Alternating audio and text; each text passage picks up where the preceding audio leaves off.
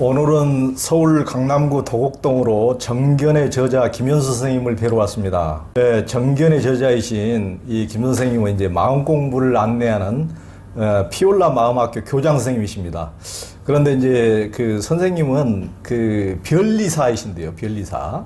이제 한국의 주요한 특허법인인 한양특허법인 대표이십니다. 지금 이제 국제적인 그 특허 전쟁이 치열한 최첨단 이제 지적 산업의 최선봉에 계십니다.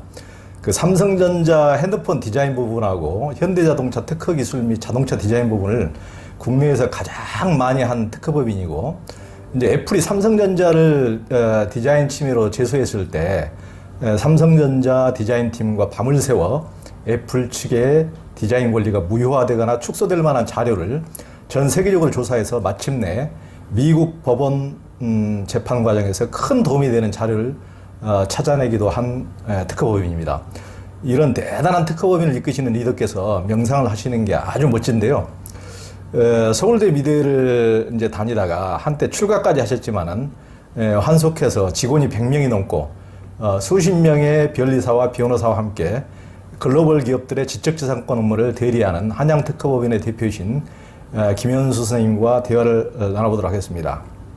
제가 이제 이 정견이라는 책을 읽어봤더니 이 책에 보니까 이제 고통스러운 이 어린 시절 얘기로부터 시작되더라고요. 굉장히 이제 저도 공감이 많이, 제 어린 시절하고 좀 비슷해서 굉장히 공감이 많이 되던데, 그 우리 김현수 선생님께서 초등학교 3학년 때 이제 아버지가 돌아가시고 중학교 2학년 때 집안이 이제 파산해가지고 이제 가족이 뿔뿔이 친척집으로 이제 흩어지면서 경제난으로 학업까지 이제 중단해야 했다고 하는데, 그때 심리적 고통과 우울증으로 이제 1학년 때 전교 1, 2등 하던 성적이 이제 전교 100등 이하로 추락하기도 했다는데, 이제 사업의 부도로 집이 경제적 파탄을 맞고 강제 집행으로 이제 집에서 추운 겨울날, 요즘 같은 추운 겨울날 이제 집에서 쫓겨나서 이제, 그러니까 사람이라는 게 주변 사람들도 다 이제 처지에 따라서 좀 다른 모습을 보이기 마련인데, 친척들도 예전에 좀 잘 살 때하고 달리 좀 돌변한 모습에 크게 이제 상처를 받으시고, 이제 어린 나이로서는 당연히 그러셨겠죠. 그러면서 이제 상처가 많고 한이 많이 맺혀서 사춘기 때도 만만치 않으셨을 텐데, 이제 사춘기 때 어쩌셨어요?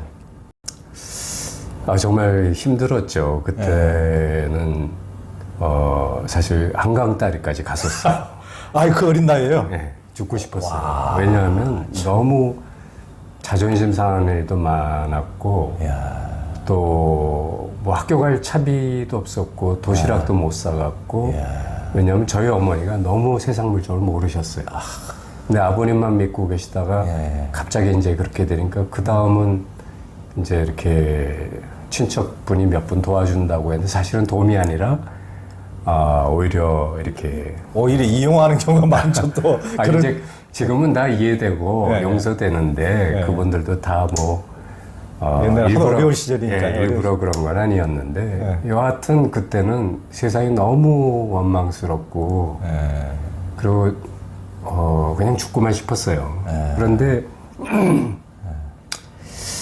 결국은 이렇게 또 그 고우신 어머니가 저희들 때문에 이렇게 머리에 그 왜 옛날에 그 다라이라고 하죠. 그렇죠. 그런 거 이고 이렇게 뭐 팔러 나가시기 그렇죠. 박물장도 그때는 다 팔러 다녔죠. 근데 이제 그 추운 겨울날 저희가 그때 수색 지나서 경기도 고양군 어디 뭐 화전 뭐 그거 어디까지 이렇게 밀려 나갔는데, 거기 도로포장도 안 된 눈길에서 넘어지셔가지고 이제 다리가 부러지시고 하셨어요. 그러니까 그렇게 뭐 끼니를 몇 끼 굶고 뭐 이러다 보니까 정신이 번쩍 드는 거예요. 뭐냐면 내가 이렇게 세상만 원망하고 있을 게 아니구나. 집에 누님한 분 계시고 밑에 2살짜리 아래 동생이 있는데, 남동생이 결국 뭔가 행동하고 움직여야 될 사람이 나더라고요. 그래서 이제 뭐 가정의 역할을 맡아서 알바해갖고 그때는 다 입시하던 때였잖아요. 그러니까 이제 그 옆에 동네 애들 가르치는 것부터 시작해서 그거 갖고 부족하니까 뭐 신문 돌리기, 전단지 돌리기, 또 뭐 그 동네에는 수도가 안 들어와가지고 물찌개지고 높은 지역에 물찌개로 물 나다 주면 이제 한양동이 얼마 이렇게 돈을 받았어요. 그러니까 그거를 이제 이렇게 정말 그거 한 밑에서 위에까지 한 3번만 하면 다리가 후들거리거든요. 그렇죠. 근데 뭐 그런 것도 하고 그 어린 나이에 참. 뭐 빵 꽈배기 이런 거 받아서 구멍가게 돌리는 것도 해보고 뭐 어쨌든 정말 처절한 고생을 했죠. 그러다 나중에는 그게 이제 노하우도 생겨가지고 무슨 뭐 그때 무슨 브리테니카 백과사전인가 그거를 어린 나이에 어쨌든 무슨 용기가 생겼는지 그거를 팔면 큰 돈이 생긴다 그래가지고 중학생, 고등학생 나이에 그거를 팔러 롯데백화점 이런데 아주 돈 많은 사모님들 오시는 미용실을 쳐들어갔어요. 학생복 입고 그러니까 불쌍하다고 사주는 거죠. 그렇죠. 그렇죠. 여하튼 그렇게 가장 역할을 뭐 중학교 3학년 때부터 했으니까 안 그러면 그렇다고 누님을 어떻게 여잔데 뭐 돈 벌어라고 하겠어요? 아니면 동생 어린애를 하겠어요?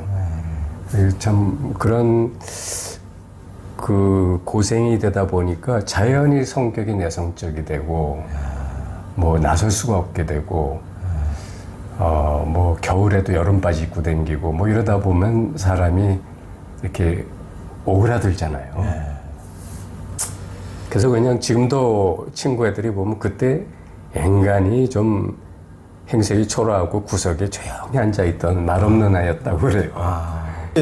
우리 김현수 선생님께 어려서 대학 다닐 때까지도 교회를 열심히 다녔다고 했는데 이제 대학 때 정릉에 있는 이제 절 근처에 놀러 갔다가 친구가 스님에게까지 전도를 하려고 말을 붙였던 것이 이제 마음 공부의 계기가 됐다면서요?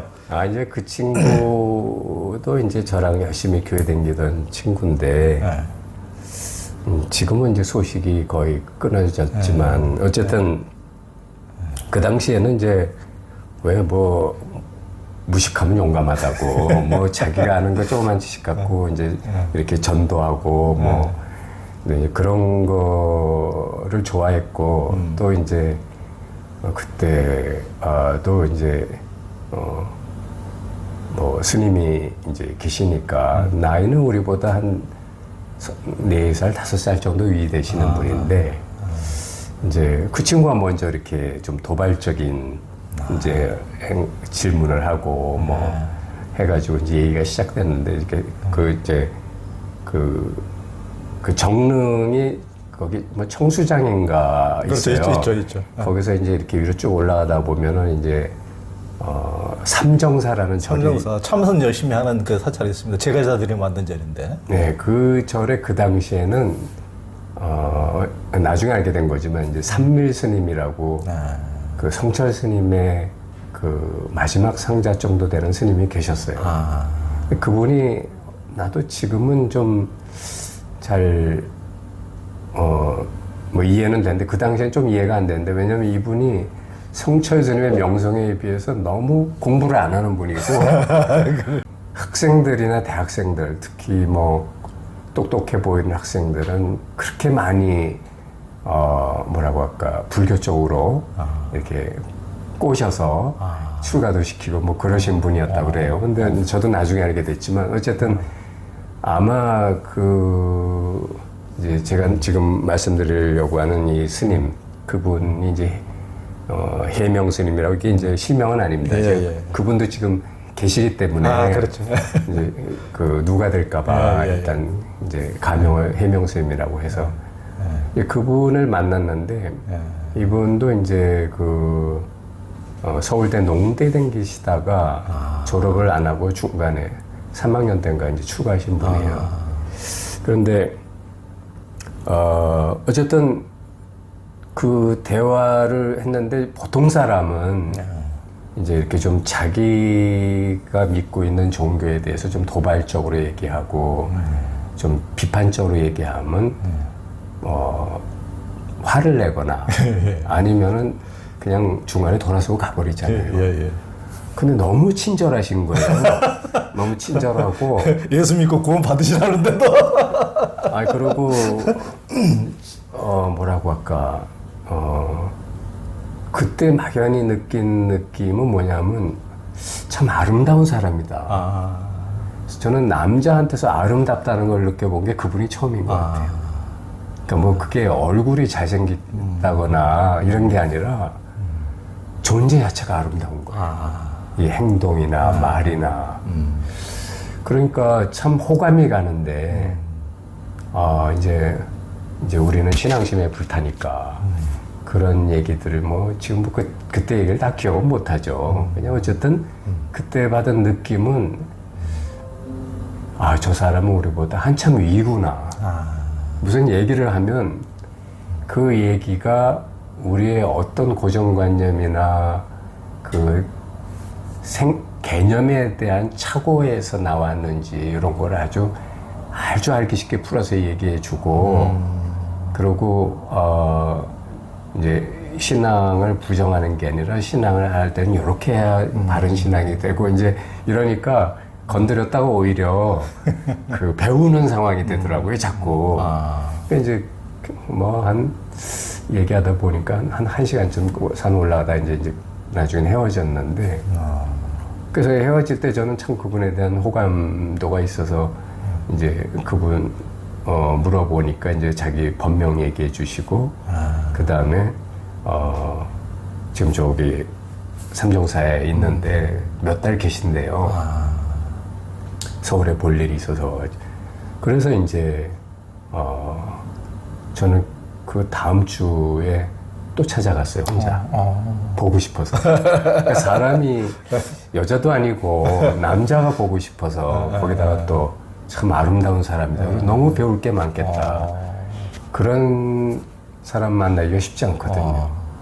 그때 이제 비로소 이제 처음 좀 이제 그 스님과의 대화라든가 이제 이렇게 만나시면서 처음 깨달은 것이 좀 있으셨다면서요? 그게 이제 그 정확한 대화 내용은 기억이 안 나는데, 결국은 이제 그분이 성경도 아주 우리보다 더 많이 하셔요. 그러니까 뭐 그분도 혹시 교회 다니다가 혹시 출가하신 게 아닐까? 아마도 그런 거 같아요. 그런 분 너무 많습니다, 너무 많아요. 근데 그분이 이렇게 결국 그 하늘나라가 이제 성경 얘기 무슨 복음 몇 장 몇 절에 보면 이런 걸 줄줄 외우시더라고. 근데 거기 보면 그러니까 하늘나라가 그 너희 마음 안에 있다고 했지. 지금 뭐 근데 사실 솔직히 좀 부끄러운 얘기지만 그때만 해도 우리는 하늘나라가 저기 어디 있는지 알았거든요. 그러니까 이제 뭐 대화 상대가 잘 안 되죠, 수준이. 그렇게 되면서 근데 성경에 꼼짝말하고 들이미는데 어떡하겠어요. 그럼 뭐 나중에 와서 찾아봐도 확실한데. 그래가지고 이제 그때 깨달은 게 내 안에 하늘나라가 있고 내 안에 하나님이 어떤 뭔가 연결될 그게 있는 건데, 우리가 교회에서도 그렇고 너무 마치 몸 기준으로 나는 여기 있고 예수님 몸은 하늘나라에 계시고, 그러니까 내가 예수님을 만나려면 뭔가 뭐 죽어서는 만날 수 있는 거고, 이제 살아서는 뭐 성령으로만 만날 수 있는데, 뭐 이제 이런 어떤 그 고정관념이 있잖아요. 근데 이제 그런 것이 이분 만남하고 두 번, 세 번 만나면서 자꾸 이렇게 깨지고, 그러면서 이제 이렇게 뭐라고 할까, 내 안에서 진리를 찾아봐야 되겠구나. 이게 이제 방향이 좀 잡혔어요. 그게 공부하는 분들의 코페르니쿠스적인 대전환이죠. 전환은 굉장히 중요한 계기가 됐네요. 이제 그 이후에 이제 김효수 선생님이 이제 불교 서적을 읽고 또 깨달았다는 도인들을 찾아다니셨다고 하시는데, 이제 어떤 분들을 찾아다니셨고, 이제 그분들 배웠을 때 어땠습니까? 그 책 읽어보니까 제가 아시는 분 중에서 굉장히 우리나라에서 유명한 고승들은 다 찾아다니셨더만요. 이제 그때 당시에 뭐 이렇게 그 삼정사에 뭐 서울대 그 불교 학생의 뭐 룸비니 멤버들도 있었고, 똘똘이들 중에 불교 하는 애들이 많이 있었어요, 거기. 고시 공부하는 사람도 있었고. 또 이제 그 해명 스님이 또 이렇게 서홍 스님 상자였어요. 근데 이제 또 그 자기 저를 또 이상하게 둘이 또 생일이 똑같더라고요. 나중에 보니까. 그리고 뭐 어쨌든 다른 공통점도 또 있고. 그래서 이제 그 속에도 있고 또 불교 학생에서 단체로 뭐에 큰 스님들 찾아다니잖아요. 근데 그런데 묻어가지고 이번에 어느 스님 뵈러 가는데 이제 그때 당시에 거기 속가 이름으로 이게 장성의라는 친구가 있었는데 이 친구는 지금 일타 스님 밑으로 출가해가지고 거의 큰 스님급이 됐어요. 어쨌든 그런 이제 그 인연으로 그때 뭐 백봉 긴기축거사, 탄원 스님, 구산 스님, 서웅 스님, 뭐 성철 스님, 송담 스님, 청화 스님, 뭐 숭산 스님, 뭐 여기 안양의 대행 스님에 이르기까지 뭐 그런 이제 스님들을 이제 단체적으로 뵙기도 하고 또 그 중에 몇 분은 뭐 이렇게 개별적인 면담으로 대화도 해보고 이제 특히 이제 백봉 긴기축거사님은 이제 제가 부산에 그 보림선언으로 가서 이렇게 친구들하고 갔다가 이제 이렇게 대화하다가 너무 끌리는 게 많고 그분은 이제 배추 장사 하시다가 뭐 저 도를 깨닫고 싶어서 이제 이렇게 뭐 공부하신 그러니까 좀 당신 말씀이 자기는 굉장히 무식하시다 그래요. 실제로는 전혀 그러신 것 같지 않고 아주 그 강골하신 분인데 이제 거기서 무슨 대화를 좀 이렇게 하다가 그때 무슨 얘기였나 아마 우리 학생들한테 질문하신 것 같아요. 소나무가 푸르냐 푸른 것이 소나무냐. 근데 제가 그때 무슨 생각이랬는지 모르겠도 그게 그거죠 뭐 그랬죠. 그게 그거죠 뭐. 그랬더니 백봉 선생님이 저보다 야 너 공부 좀 하겠다. 이제 그래가지고 거기 남아서 이제 또 뭐 이제 그러니까 저는 그게 그때 그런 거에 대한 게 얼마나 끌렸는지. 그러니까 막 학교도 출석도 안 하고 갑자기 소식 없이 한 달씩 사라진 거예요 학교에서는. 그러니까 이제 지금 이제 서울대 미대 동창 애들이 그때 제가 무슨 짓을 했는지 자기들이 너 그때 한 달 안 나왔지 뭐라든가 그런 걸 지금도 얘기해줘요. 그럼 거기 좋으면 그냥 한 달 안 눌러 있는 거예요. 그런데 이제 거기도 생활이 빠듯한데 이제 뭐 돈도 안 들고 와서 한 달씩 두 달씩 있자니 진짜 죄송한 일이고. 그렇죠. 그래서 이제 서울 올라와서 또 돈 벌어 와서 뭐 어쨌든 그렇게 그래서 이제 백봉 선생님 밑에서는 뭐 이렇게 그때 금강경 강행가 뭐 이렇게 책을 쓰셨는데 그것도 이렇게 도와드리는 뭐 교정 작업 같은 일도 좀 해드렸는데. 그러셨군요. 금강경 강에 조금씩 한 20권이가 굉장히 많이 그거 저도 그 중에서 한 10권 가지고 있습니다. 근데 어쨌든 거기는 뭐 철야정진 유명하잖아요. 그렇죠. 그래서 뭐 그러니까 거기서는 항상 비몽사몽에 살았어요. 그렇기도 하고 뭐 이렇게 다른 큰 스님들은 이제 그 불교 학생에서 주로 찾아뵙고 말씀 듣고 서웅 스님은 이제 그 해명 스님 덕분에 이제 서울에 있는 암자가 따로 있어요. 거기 가서 정말 가까이서 이렇게 뵙고. 근데 이제 그때 뭐 아무거나 질문하라고 그래가지고 그때 저한테 이제 제일 절실한 질문은 뭐였느냐면 이게 이제 다른 분한테도 이 질문을 했었는데 어떻게 살아야 진짜 잘 사는 겁니까? 이게 뭐 사실 뭐 답이 없는 문제 같은 문제인데 어떻게 살아야 잘 사는 겁니까? 그랬더니 그 서웅 스님이 그때 말씀해 주신 게 너무 성급하구나. 머리로 하는 게 전부가 아니다. 살면서 알아가는 거다. 그런 얘기를 이게 아주 인자하신 분이거든요. 그렇죠. 웃으시면서 그렇게 얘기해 주시고. 송담 스님을 찾아뵀을 때는 그분은 그냥 가만히 침묵하고 계시더라고요. 그걸 여쭤봤는데 근데 그게 답이 됐어요. 왜냐면 제가 이렇게 어떤 스님 찾아뵀을 때 그분한테서 이렇게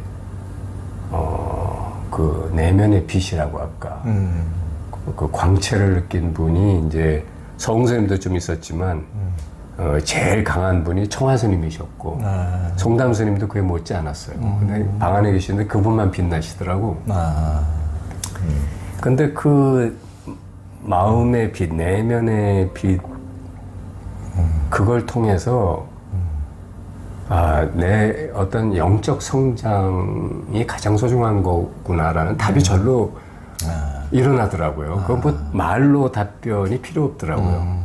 어떻게 사람이 이렇게 정말 그 뭐라고 하나 품격이 있다고 해야 되나 아니면 아름답다고 해야 되나 뭐라고 표현할 수 없는 그 고결함 같은 것이 이게 전달이 됐어요.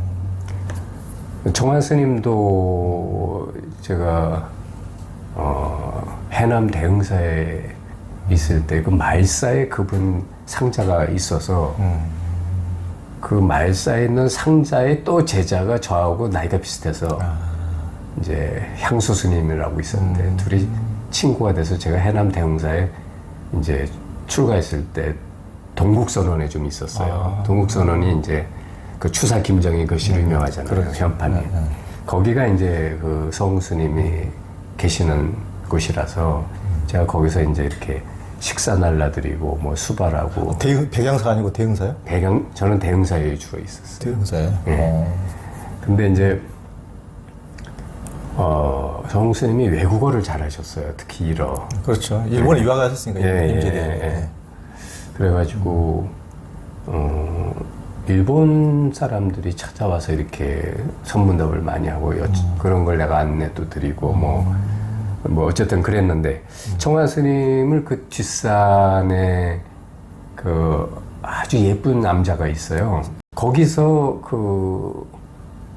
거기 이제 그 스님이 자기 스승님 오셨다고 그래가지고 청환 스님을 이렇게 방 안으로 안내해서 그 고명하신 분을 이렇게 이 행자가 이렇게 감히 이렇게 뵙기도 했는데 너무 이렇게 근데 그때 무건수행 중이셨어요. 청환 스님이 말씀을 안 하시고 필담으로 그때도 이제 제가 이 똑같은 질문을 했었죠.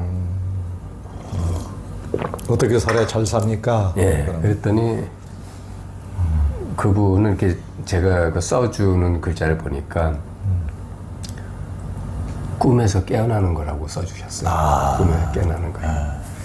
근데 이제 그때는 뭐가 꿈인지도 몰랐고 무슨 그런 말은 책에서 좀 보긴 봤어도 꿈도 모르는데 깨어나는 거를 어떻게 알겠어요. 어쨌든 그때도 이제 그 청환 스님의 뭐라고 할까 정말 그분은 눈에서 청광이라고 할까 푸른 안광이 나중에 저 서울 와서 뵀을 때는 조금 역시 서울 자리라 이제 덜 하셨는데 대흥사에서 뵀을 때는 거의 신선의 경지시더라고요. 안광이 사람 눈이 아니었어요. 워낙 토굴 고행을 많이 하셨으니까 그럴 때는 그 눈만 봐도 정화가 되더라고요. 그때는 아마 그랬죠. 그때는 예전에는 청환 스님 이렇게 멀리서 보기만 해도 사람들이 눈물을 흘리고 그럴 정도니까 워낙 이게 이제 전혀 고행의 흔적이 온몸에 딱 기름기 하나도 없는 이렇게 딱 그 모습이 청정한 모습이 보이니까 같은 사람 같지가 않아요. 그리고 그분은 제가 나중에 또 한번 그 말사 올라가다가 내려오시는 걸 한번 뵀는데 숲 속에서 이렇게 저녁 때였거든요. 빛이 내려오더라고요. 그래갖고 저는 처음에 무슨 호랑이나 뭐 이런 것 만난 건가 하고 깜짝 약간 소름이 돋았어요 그때. 근데 보니까 사람이에요. 근데 그러니까 그 어둑어둑한 데서는 진짜 사람이 빛나는 게 보이더라고요. 그러니까 이런 그런 훌륭하신 스님들에 대한 체험이 저로 하여금 인생을 살면서 제일 중요한 거는 영성증진이다. 딴 거 없다. 아무리 부경을 누리고 살아도 결국 한때 꿈으로 끝난다. 이런 게 아주 가슴에 마치 그냥 뭐 십계명의 돌판에 불을 새기듯이 살아있는 그 선제식들의 그 만남을 통해서 이게 아주 각인이 됐죠. 이제 조계종 종정이시던 소홍 스님에게 이제 출가를 해서 2년여 동안 그곳에 머물시다가 다시 이제 세상 속으로 나왔다고 했는데 그때 이제 절집에서 그 이제 행자라는 게 이제 고달프고 많이 하는데 그때 경험은 어땠고 왜 다시 나오시게 되셨습니까? 계속 계셨으면 지금 큰 스님 몫이 아니 근데 뭐